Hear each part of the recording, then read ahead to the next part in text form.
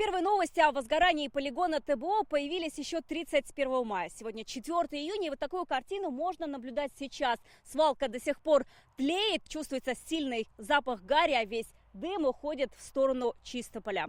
Все эти дни жители города жалуются на дым и едкий запах гари. Особенно страдают те, кто живет ближе к полигону. Это улицы Студенческая, Зябарова, Нестерова, Солнечная, Жуковского. Флюра Ибатуллина рассказывает, смог накрыл их еще в субботу днем. Ночью вообще дышать нечем. Вроде бы хочется окно открыть, а наоборот приходится его закрывать. Очень даже дышать нечем. Прям такой запах стоит.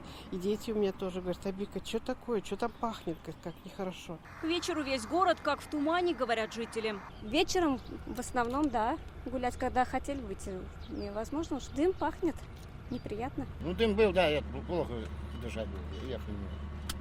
Вдоль посадки он шел, видать. С утра, когда сажусь на вахту, сажусь я там, на выездной, в сторону Нижнекамска. И вот там дым больше чувствуется.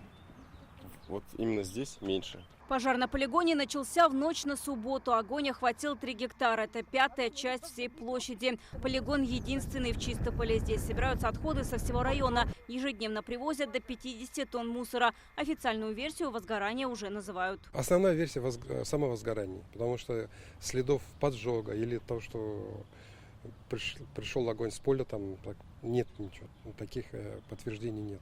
Скорее всего, это было самовозгорание, и официальная позиция такая, что органов МЧС.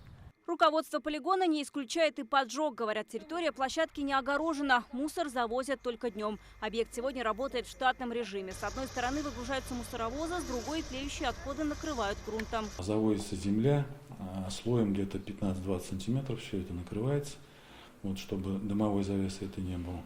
Вот, возгорания такового нет, его уже в субботу не было, потому что было все совместно с МЧС, пожарными ликвидировано это все.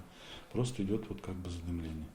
Но я думаю, что мы сегодня с этим вопросом уже справимся. Воздух на чистоту проверил Роспотребнадзор. Пробы изъяли на 7 точках. Результаты исследований не превысили нормы. Напомним, это не первый случай возгорания свалок в Татарстане. Одна из них у села Прости в Нижнекамском районе. Несколько раз горел и Самосыровский полигон в Казани. Вероника Гайнудинова, Лисан Саитова, ТНВ, Чистополь.